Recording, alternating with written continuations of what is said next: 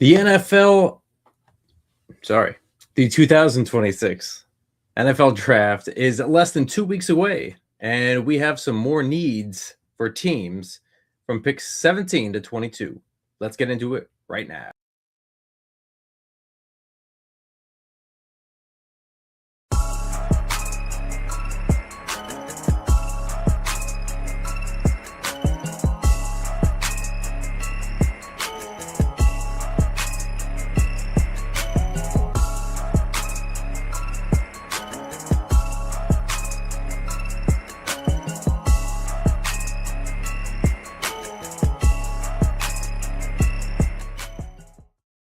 Welcome everybody to Top Dog Coverage. It's your boy Dirty with your boy C-Dub, and we are under 2 weeks away from the 2026 NFL Draft. It is right under our nose, C-Dub. How do you feel about that? It snuck up on us. We were just at the Combine, now we're here. What's happening? I mean, honestly, it feels like it's taking forever. I wish we would just get here. I mean, with how much mystery surrounding this draft in particular, it's not the best of draft. Is very top heavy. There's I don't know if there's as much depth at a lot of different positions, especially the premium ones. But man, I just wish we'd get here already. Yeah. I 100% concur. I agree. Thursday couldn't come fast enough next week. So, I mean, I'm ready to rock and roll. But you know what me and C-Dub are ready for? We are ready for you guys to hit that subscribe button and smash that like button for us, okay? Because we have been grinding hard, working hard. So follow us at Top Dog Coverage on all the major platforms, on YouTube, X for the cool people, we call it Twitter, the OGs, we call it Twitter, TikTok, Facebook, Instagram. Stay connected with us at Apple and Spotify. Swipe up, hit the 5 stars, leave a comment, go to topdogcoverage.com, vote for your favorite team. Hit us with an email if you want to talk about your rivals. We like talking about rivals, right, C-Dub? Facts, exactly. So we talk a little bit of trash here and there and everything. So shout outs to Marco Jordan checking in with us. So hello, Marco. Hope you're having a great night, my friend, and hope everything is well over on that side. But before we get into anything and we get into any talk about teams and their needs before we go into the draft, should we jump into a little bit of news? Because we got a little something. We got some news. Yeah. Always got a little something, right? All right, let's jump into it.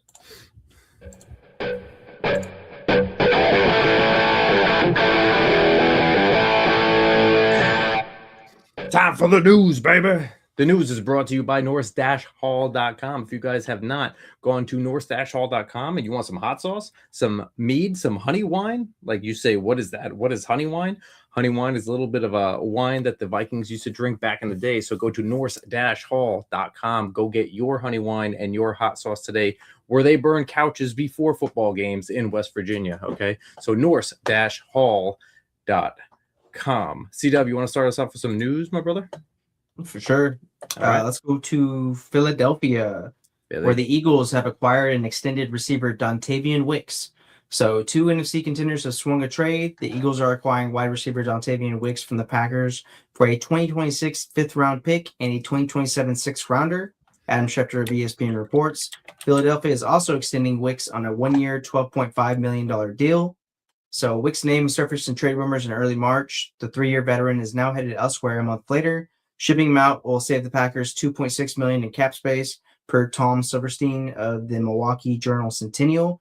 They have around $26 million available, but Wicks becomes the second notable Packers receiver to exit this offseason.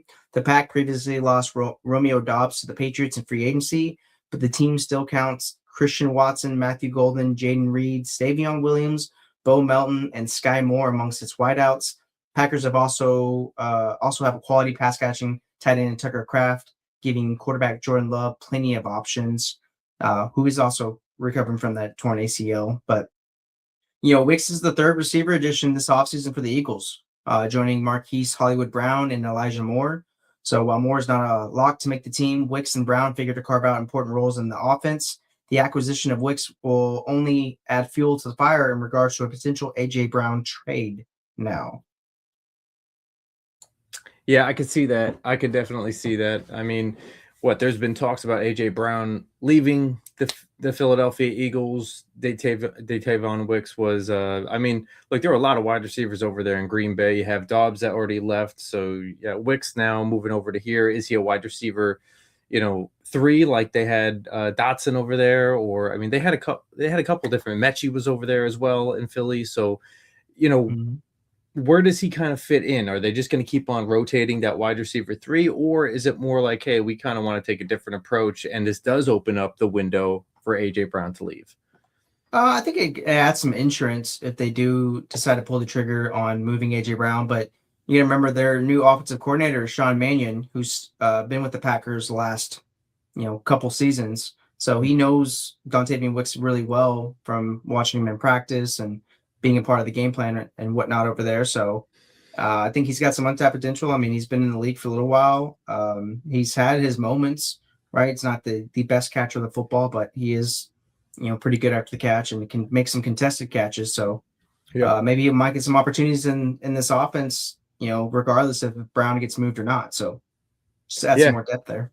Maybe they're just adding to the weaponry that they already have. I mean, it was a very odd balance last year of what was going on. Like they couldn't really run the ball after they just had a very successful year of running the ball with Saquon Barkley. But when they tried to pass the ball, they can get the passing, but then they weren't winning. And it was just like, they just couldn't put the two ends of the magnets together. It was almost like you reversed them and what happens? They were going against each other. So you're trying to figure out where it's going to fit. And maybe that's just another puzzle piece that can fit, that does move them forward just a little bit to get some more wins this year. So, but should we move on to a little bit more of a I'll take the Falcons, because I know you don't want to talk about the Falcons. It's cool. I get it. I'll take it off your plate. Whichever one you want. I'll do the rest.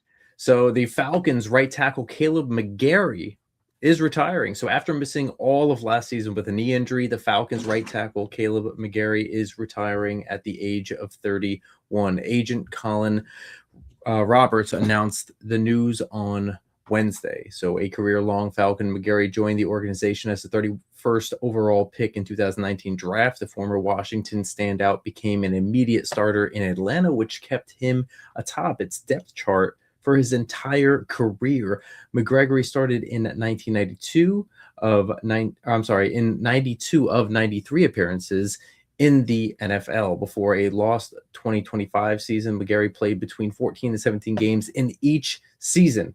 Talk about staying healthy there. But McGary and left tackle Jake Matthews started opposite each other during their entire 6-year run together, which that is a huge run for offensive line. So the Falcons almost split up the duo after a few years into McGary's career. They were not impressed enough with McGary's work to pick up his 5th-year option in 2022. However, with McGary on the verge of leaving in free agent the next spring, the Falcons kept him around for a 3-year, $34.5 million pact.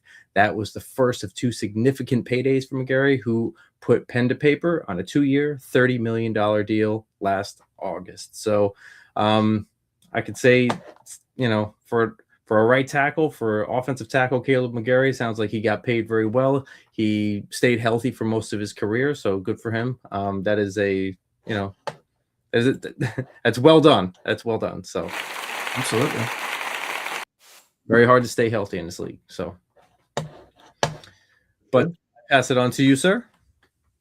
Yeah, I mean, we got the last little bit of news. So, of course, it's draft season. So this is where all the different news and whatnot of everything, all the prospects comes out. So we have some news regarding one of the top pass rushers in this year's class. So Miami's defensive end Ruben Bain has been cited for careless driving in connection to a death. So just 11 days away from the potential start of his NFL career, Miami defensive end Ruben Bain Jr. is facing some controversy that has potential to hurt his draft status. Oliver Connolly of the Reed Optional broke the story today that in 2024, Bain was cited for careless driving in an accident that left a young woman in a coma for 3 months before her eventual passing. So during his sophomore season, Bain reportedly was driving at 4 a.m. with 4 passengers in his car. The victim was a 22-year-old female college student from Georgia visiting Miami over spring break. A statement from the victim's family in response to Connolly's request for comment expressed that they are not seeking public attention at this time, so the victim will remain unnamed in this portion. So, according to police crash records, Bain's vehicle struck another car before then colliding with the concrete barriers on both sides of the highway. The victim suffered incapacitating injuries and was rushed to the Ryder Trauma Center. Comatose, she failed to regain consciousness before dying a little under 3 months later. A second passenger also sustained injuries from the crash and ended up hospitalized. The police report for the crash lists that Bain operated his vehicle in a careless or negligent manner, but that his condition was apparently normal. The report is marked to show that there was no suspected use of drugs or alcohol and that no tests to determine such were performed at the time. So, if we go down a little bit further, Connolly's story presents quotes from multiple team executives and other sources claiming that they feel Bain was not transparent with them or that they are concerned about multiple incidents. Wallace's report contains more information on a second careless driving citation that occurred in October 2025, though this case was also dismissed because of a defective citation. Connolly even draws parallels to the historic slide of offensive tackle Laremy Tunsil, who was projected by some to be the number 1 pick in 2016, but ended up falling to 13th overall after videos were leaked minutes before the draft showing him smoking from a bong. But others in the media don't seem to be reacting with the same level of concern for Bain's draft stock. In the wake of Connolly breaking the story, Sports Illustrated's Albert Breer added that teams have been aware of this case for a long, long time, and that a lawsuit associated with this case was settled in Miami. The plaintiff of the settled lawsuit was the driver of the car Bain made contact with before crashing. Jonathan Jones of NFL on CBS claimed that every team except one that he had spoken with has been satisfied with Bain's explanation of events and consider the matter handled. What's your opinion on that? I mean, it's an unfortunate situation. It's from a couple of years ago. It's already been settled. I mean, I just feel like this has been leaked to try to make him slide, to be honest. Now, I'm just going to say this because there are certain things that have happened this serious with Henry Ruggs, you know what I mean? And, things in this nature, and it's sad that it does happen. On the other hand, this hasn't come out at all, right? Until right now, right? So at what point do you believe that somebody is just that malicious just to see him fall down the board more? I mean, it's a sad thing to happen, so you want to bring reality into the situation, but at the same point, to have somebody slide down and that's the main objective is kind of vindictive, I would say, too, right? I don't think it's necessarily on the reporter. I think this is something that maybe certain teams want to leak so that way he falls to them, right? He's been projected to go in the top 10. He's one of the top pass rushers. He plays a ton of snaps, but I wouldn't necessarily put him in the same bucket as Henry Ruggs, considering Henry Ruggs was extremely intoxicated and the blood alcohol levels were extremely high. Whereas Bain, it looks like he was just carelessly driving, and I don't know if it was in terms of his speed. I haven't looked at the police report or anything along those lines, but based on this, there's no alcohol or drugs involved with it. So, I don't know if I would necessarily put it in the same category as Ruggs. Well, I don't want to say that it's in the same category, but the same outcome, I would say, unfortunately. That's what I'm looking at as a whole. Unfortunately, somebody did pass away. On the other hand, it was solved at one point through whatever court system. Obviously, 2024, you're talking a year and a half ago, at least, right? So we'll say at least. Yeah. And if it wasn't really heard about then, it's only getting publicity now. So, I mean, my opinion is kind of the same. I agree with you. It could be to let people fall to him because he's a great player. It just stinks, on the other hand, that it have to be in a situation where something foul has happened and occurred. That's all, Yeah. Yeah. I don't think it'll affect his draft stock too much, to be honest. I think a lot of the teams already knew about this. I mean, they already know about a lot of things going into it. So, well, But I think that's all of the news that we actually have. So we will I think we get right into it, right? We're on, under 2 weeks away. We got going into the draft. We went through picks 1 through 16, and we can jump right into pick 17.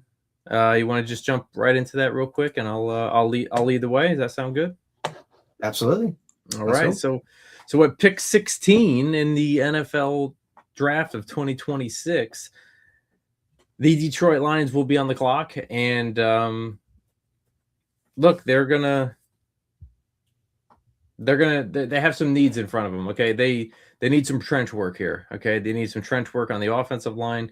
They need some defensive players up in the front, and to be honest with you, C-Dub, I don't know where to start, whether it's the offensive tackle or the offensive guard that needs help. They're going to be switching people around, throwing people into center that have played center before, possibly.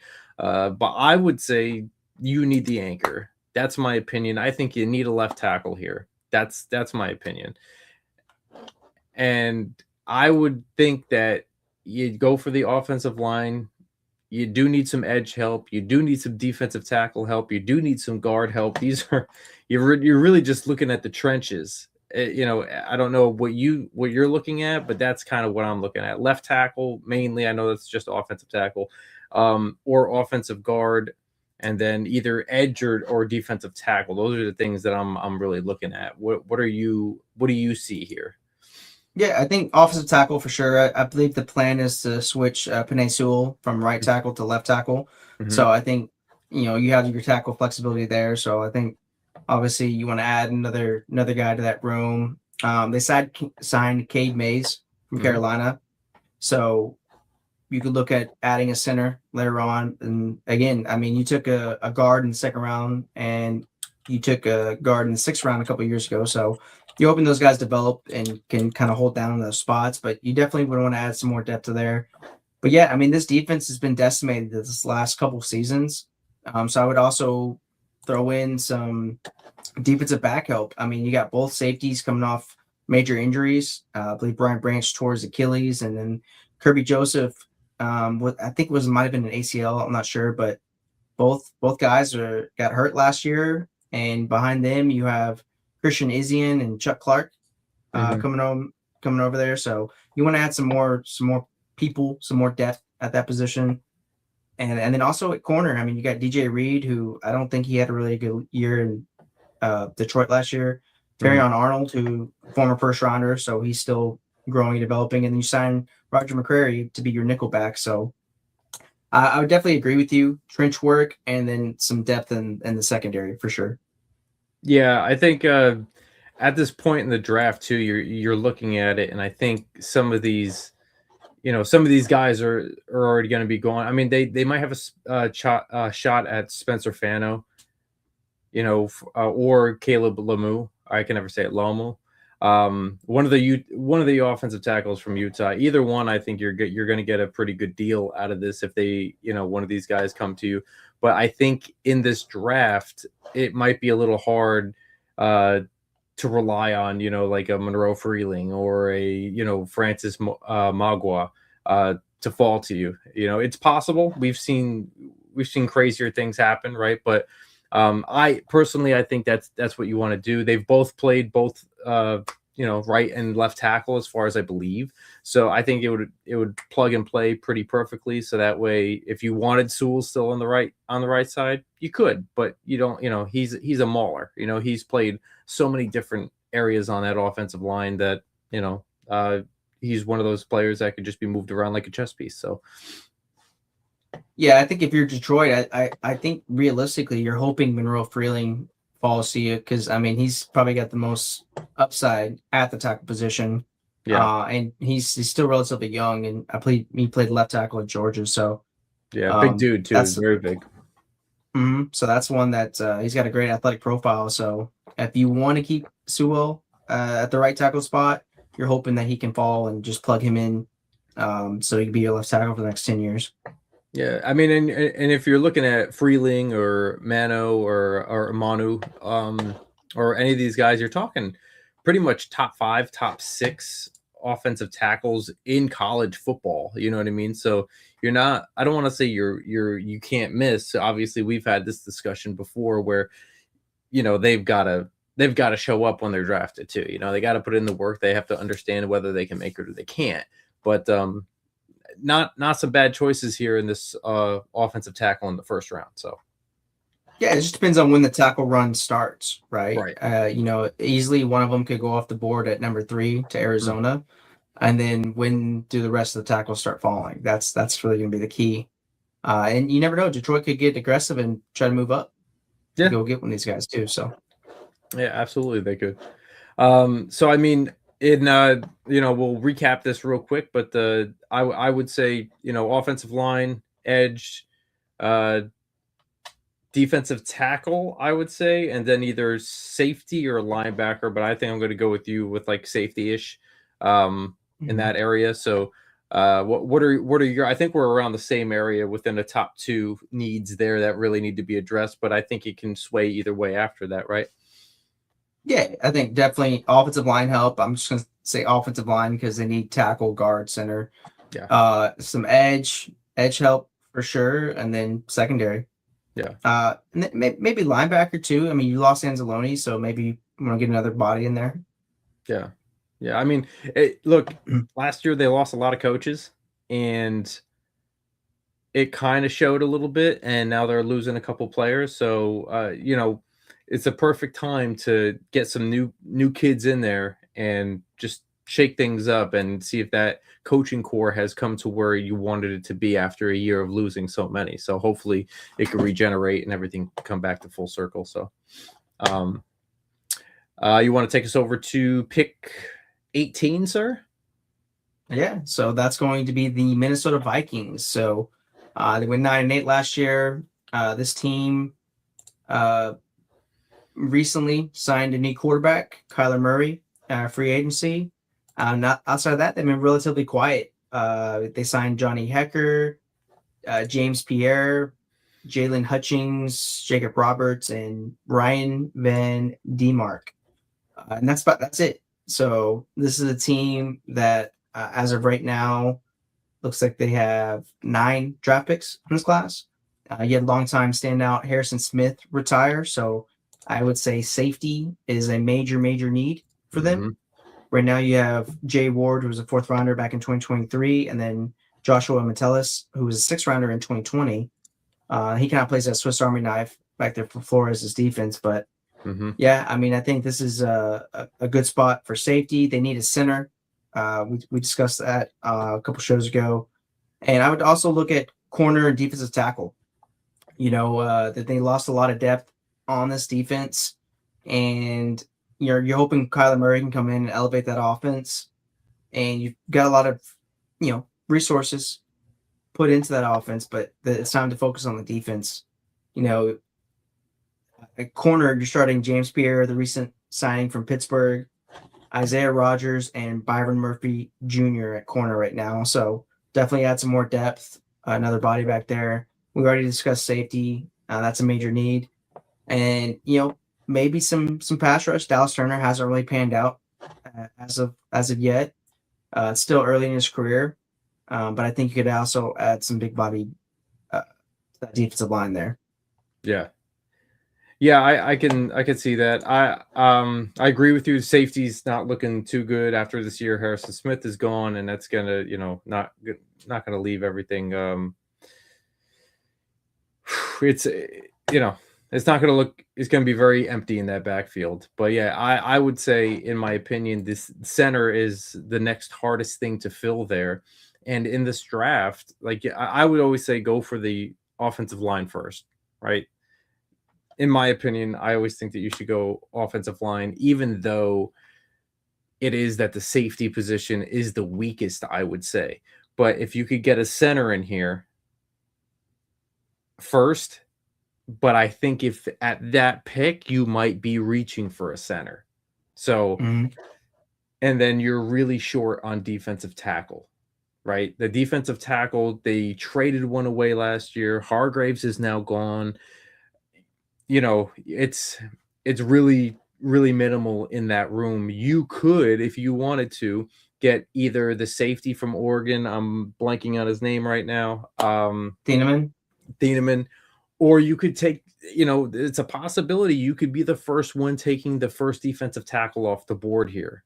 There's some, I've talked about it. I love the defensive tackles in this draft.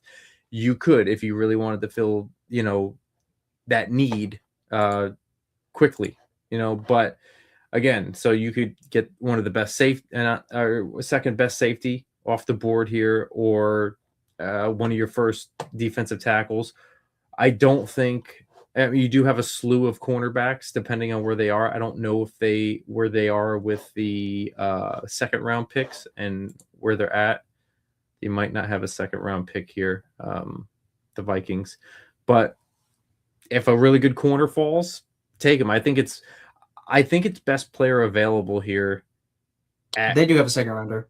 Do they? Yeah, pick 49. They could, 49, dude. Yeah. They could really get a good cornerback out of here, or a good defensive tackle out of here too. They don't have a lot of capital to play with to move up so much, but at the same point, I mean, they got 9 picks in this draft. Do they? It's not. Oh, maybe. Yeah, maybe it's next year. Okay, so maybe they can. Maybe they get, like, if they wanted to get a D Hunter, or I'm sorry, was it Lee or D Hunter? Lee Hunter. Lee Hunter. In the second round, or Caleb in the second round. I think you might be able to do that. But I mean, I agree. I would say that safety, I'm going to go center first as a need, but I think you should still take a safety, cornerback, or defensive tackle first. And then when it comes down to, one of the centers coming off the board, like coming closer to that, and you want to be that first person to jump in there and go get them, then trade up and go get it. You know what I mean? Go get a guy that can fill that. But yeah, I would say safety, center, defensive tackle, and corner. Yeah, definitely corner. So it's those are tough ones to put together, because you really got to know what you want to do schematically on offense and make sure that you have a really good center to do it with. And then also you want to fix up that hole on defense. So, but is that pretty much around your area too, the safety, center? Kind of like the first two? Yeah. Safety, center, corner, and defensive tackle. I think those are the major needs for this squad. So if you're on there, right, and your pick 18, who are you taking? I'm taking a defender. I'm taking Thieneman. I'm taking whichever DT that I like best. If there's a corner I really like that's available, I'm going on the defense, and second rounder. That's probably what I'm going to try to get my center. Okay. And I'm going to have a cluster of players that I think fit my scheme, and whichever one falls to me, or I'll get aggressive and move up to go get my guy. I like it. Yeah. All right. So we'll do pick 18, pick 19. I'll take you down to the Carolinas, where the Carolina Panthers definitely need some offensive line help here. Let me just get them up here. And they're, again, another team with offensive tackle help. So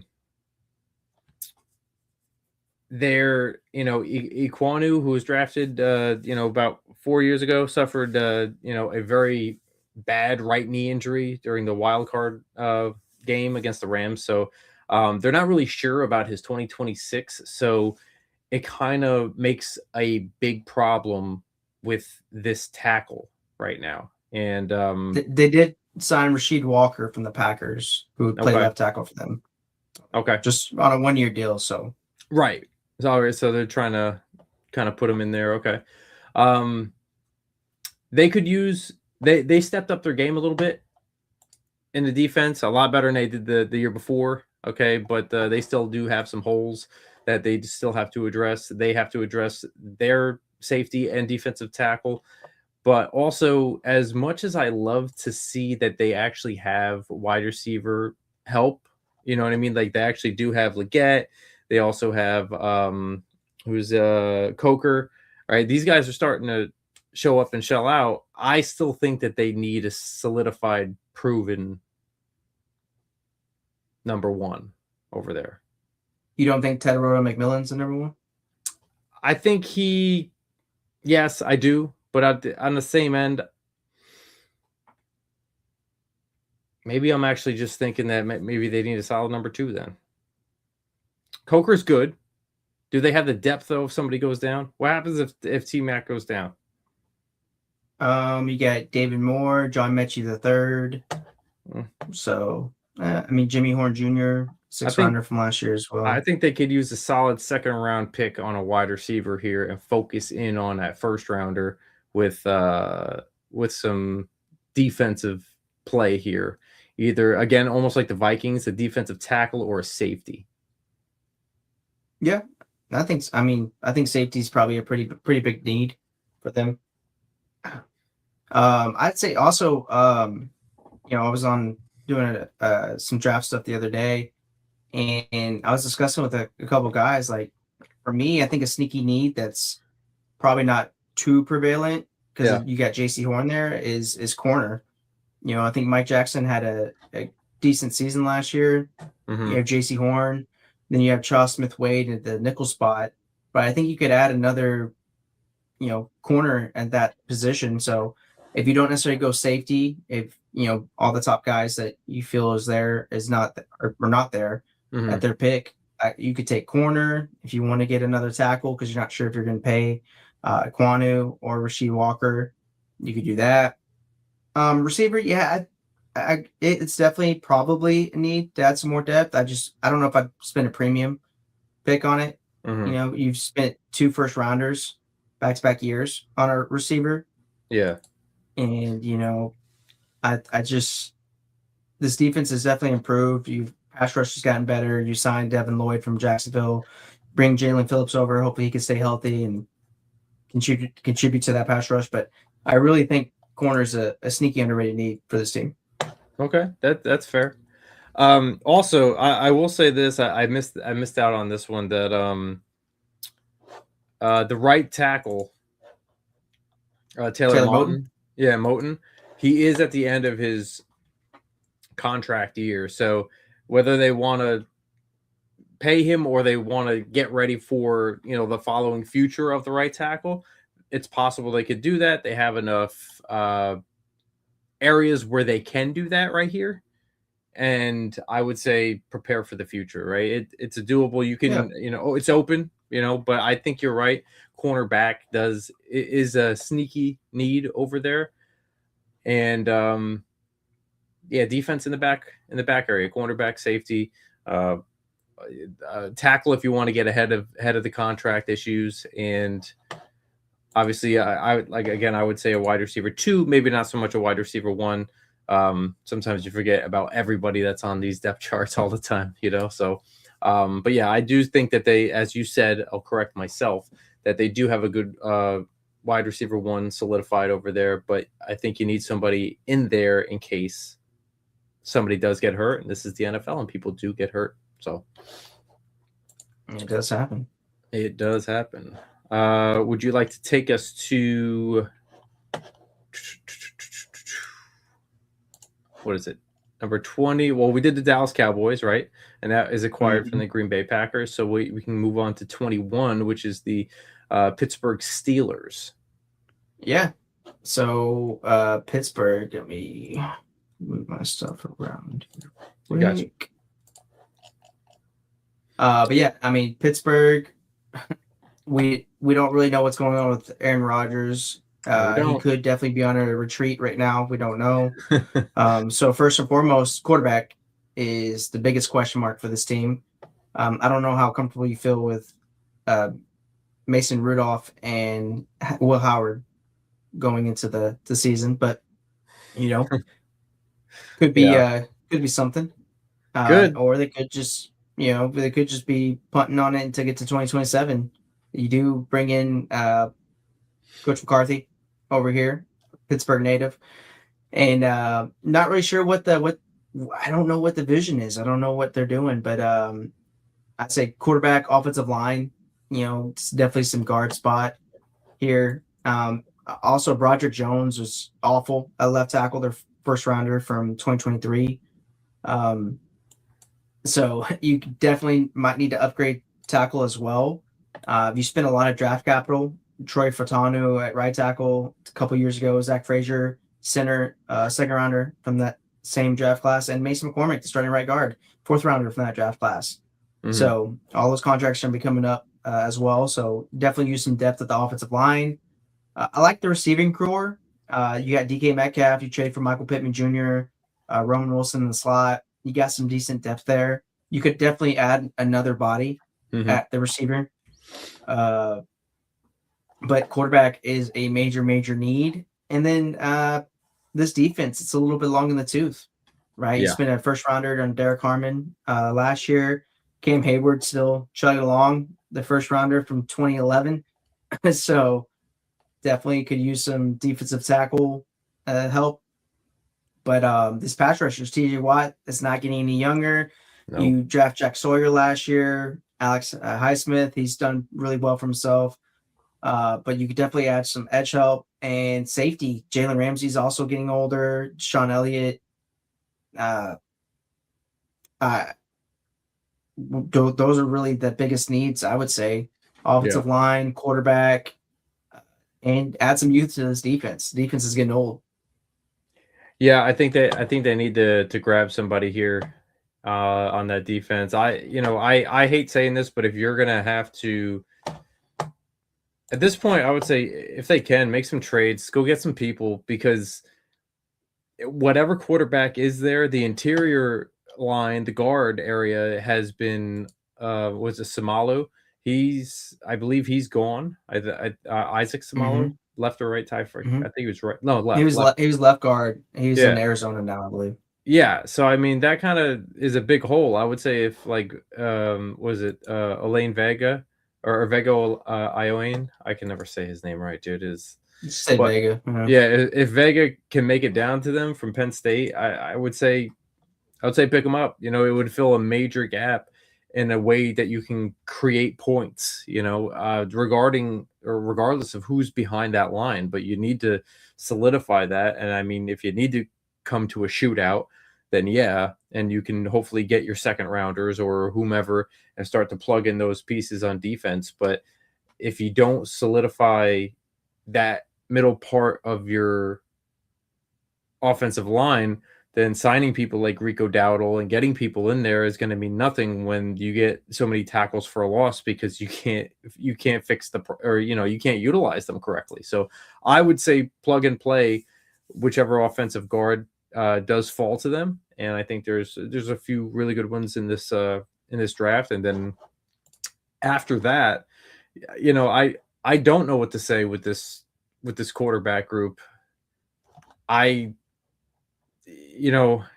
It really does lay on the hands of Aaron Rodgers here, right? So, when old man Rodgers, decides that he wants to make a decision, I guess that's it.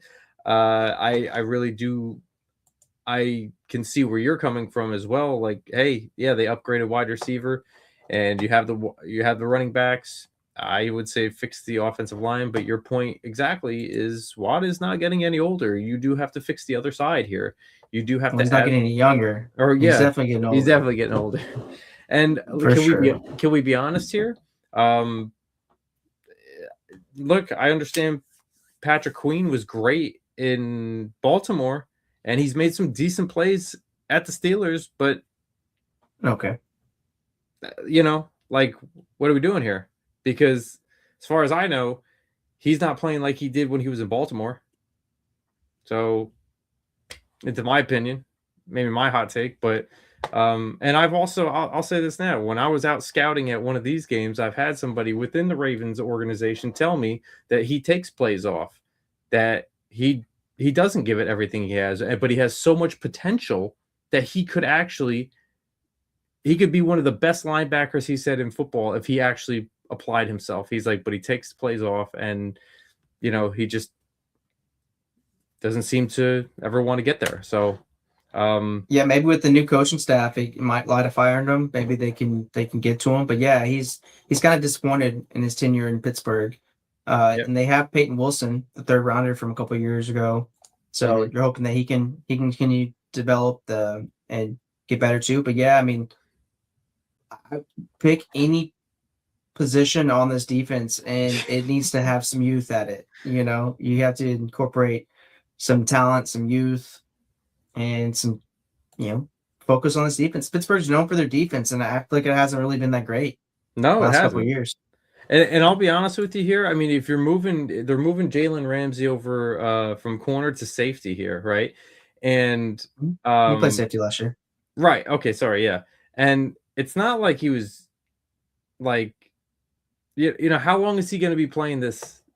You know what I mean? Until you actually get a safety back there that's young, you know, you're going to have to get a safety back there. You're going to have, and you can get some pretty decent safeties. You can, you know, you got, what was it, Wheatley from Penn State, and you get him 4th or 5th round. Some of these guys are actually really, really good if you have the time to wait and then address your, you know, whatever you need. And in my opinion, I do agree that quarterback would be first because you just you don't know what's happening. But I would say, if you do have somebody for this year, go get your offensive guard, and then your linebacker, or if you want to take a stab at Ty Simpson in the 2nd round, you know, who knows? They haven't been very good at picking the quarterbacks the past however many years, but you know, I would lean towards that. I would say if QB is settled there, OG, you know, you get your offensive guard and your linebacker or your QB, and then get a safety in the later rounds, and you know, maybe a big guy for the future. They did sign Jaquan Brisker from Chicago and Darnell Savage as well, so they added some depth at safety. But I don't know if they have that true. I think so. Okay. But I don't know if those necessarily are going to be like your long term, and I don't know if they're going to be like your elite ball hawks and whatnot. You know, I think that's still Jalen Ramsey's game. I mean, he's seen everything, right? So I think him quarterbacking that defense back there at the safety position can help get them back on track. But yeah, we gotta add some talent to some more youth and talent to this defense for sure. Yeah. And I mean that's those are my takes. Is that everything that you think too? Pretty much, we're pretty much on the same page with Pittsburgh Steelers. Quarterback, guard, linebacker. If you want to boil it down to just those three, I think that's probably we could do that. And I'll pass you over to or did I start off or did you? I did the Steelers, so okay. It is you, my friend. All right, so I'll go over to the pick 22, the Los Angeles Chargers, where they have interior offensive line need as well. So if one of these guys could fall to them, that is something that they could desperately need as well. So I would say that not only that, these are trench guys as well, or trench teams as well, that could use help in that area. So definitely offensive guard, where both starting guards, one is gone, and you know, Zion Johnson and was it Sawyer? I can never say his name. Yeah. And Mekhi Becton is they just cut him. Yeah. So so they definitely need somebody in there, and their edge, you know, at one point their defense was very, very good. As soon as Harbaugh got there, right? Their edge, their game, getting to the quarterback, that's what it was. Khalil Mack and Jesse Minter. Don't forget the now Ravens head coach. He's a big part of that as the defense coordinator over there. So okay. I think they still need a little help over in that end. Khalil Mack's not getting any younger, and he's coming back, I believe, right? So he'll be back there. And Awe is he's still young, but he got acquired from the Baltimore Ravens for a 2026 5th rounder, and that's great. Odafe. Odafe Owe. Yeah, I can never say his. I did. These names are getting. He's in Washington now, right? Acquired from Baltimore from a 2026 fifth rounder, left in free agency. Yes. So, dude, it's they need this. They need this, and they need to address their defensive tackle. As we had Ozzy, one of our listeners, and also a Dynasty guy, said that's what Minter would like. You know, Minter is this he's going to want this defensive tackle in there. He's going to want big guys in there, and they're going to have to address He's also that. in Baltimore now, though, just so you know. He's the head coach of Baltimore. Oh, sorry. Yeah. I get mixed up at times. So many names that go around. It's all good. Yeah, it's good. It's all good.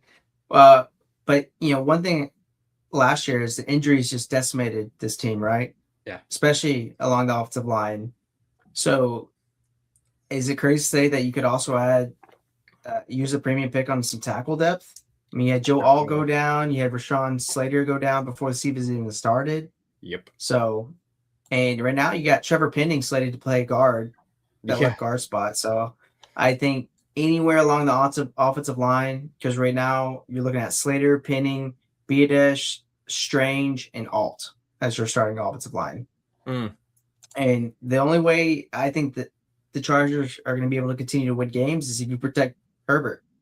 Yeah. And you can lean into that run game with Omarion Hampton, right?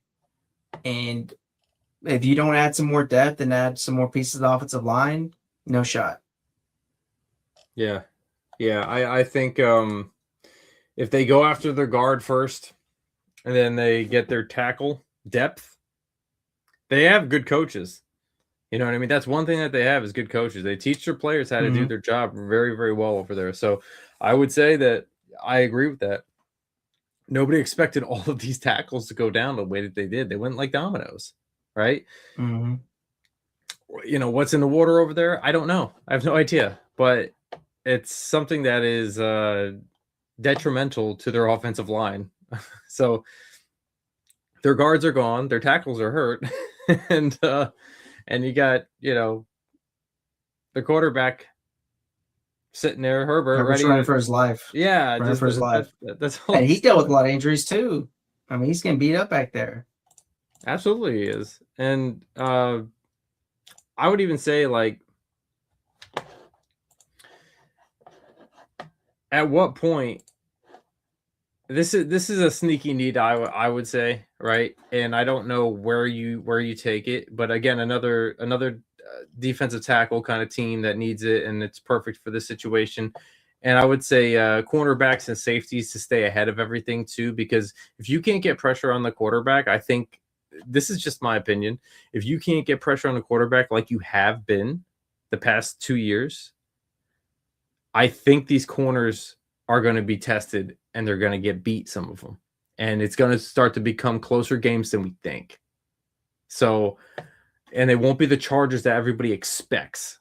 You know what I mean? But like, oh, well, what happened to them? They have a great offense and great weapon. Yeah, but like if the defense can't apply the pressure with newer, younger people getting to the quarterback, all these corners aren't star corners. They're not bad corners, but they're going to be tested. And I think that it will allow more points to be scored, in my personal opinion. Yeah, I mean, right now they're starting corners of their 2 5th-rounders from 2024. So I think that shows that they are good at drafting in the later rounds. So you could definitely find some more talent. I think you could definitely add to that room for sure. And safety, Derwin James isn't getting any younger. Tony Jefferson is also getting up there in age as well. So I think you could definitely add some youth to the safety room as well. Because right now, I believe Elijah Molden is your youngest safety right now. So yeah, I'll throw in one other thing. Quarterback. Yeah. Who's their wide receiver one? Are they bringing back Keenan Allen or no? Don't know. They have to address that though. Probably Ladd, I would argue. I mean, he had an off year down the year last year. Yeah, for the future, I wouldn't say he's your wide receiver one. For the future, I wouldn't say Quentin is your wide receiver one. And old man Keenan, he can only play for so long. I think it's time to address that before it becomes a critical issue, you know? Yeah, this is a team that's taken a first rounder in 2023, a second rounder in 2025, and a second rounder in 2024 at the receiver spot. Right? You could definitely add another body in there. I mean, Trey Harris, he didn't really do much last year. We'll see where his progression goes from year 1 to year 2. I mean, he was pretty good at Ole Miss, but we'll see. I think you could definitely add a body to that room for sure. Do you think this is a place that AJ Brown could go? The Los Angeles Chargers? I don't think so. No. I don't know. I don't think Harbaugh wants to give up the kind of capital it would take to get him. I don't know if Harbaugh would deal with that kind of headache. It seems like he's become more of a diva throughout his career here. Seemed like at one point he settled down, and then now it's just kind of, maybe it's just Philadelphia. I don't know. Maybe that's what's in his head. That offense was atrocious last year, man. It was hard to watch. It was. So I don't blame him. I'd be wanting out too. Yeah. Like, unless like you can show me what type of offense that we're gonna run and it's actually gonna work. Like, no, I'm good. Yeah, I get that. So I mean, I would say offensive line, defensive line or edge, yeah, and then some. Receiver, safety, receiver. Yeah, I was gonna say safety, receiver. Yep. So something along those lines. And I think if you do it correctly in this draft, you can come away with some really good gems. Like you said, they've already been able to draft, some later rounds and positions, develop them as corners. Certain rounds of wide receivers, develop them and move on. So it would be really interesting to see how they do this and if they can do it in the correct way and utilize that. So. But that's all we have for you guys today. So, I mean, that's 22. So we will come back, I guess. What's 2023? Philadelphia Eagles. We're three teams also that we still have to cover too. Yeah. 4 technically. 5. I don't know. Oh, they don't have picks, right? Yeah. Yeah, that's right. Yeah, at the end we'll address Atlanta, Indianapolis, Green Bay, Jacksonville, and Denver. Yeah. They'll have their own little 5 category. Yeah. They will and deservedly so, I guess. They're trading away stuff just to make sure that they can get assets in their building. So is what it is. But if you guys have not yet, please follow us at Top Dog Coverage on YouTube, Twitter, TikTok, Facebook, and Instagram, and stay connected with us.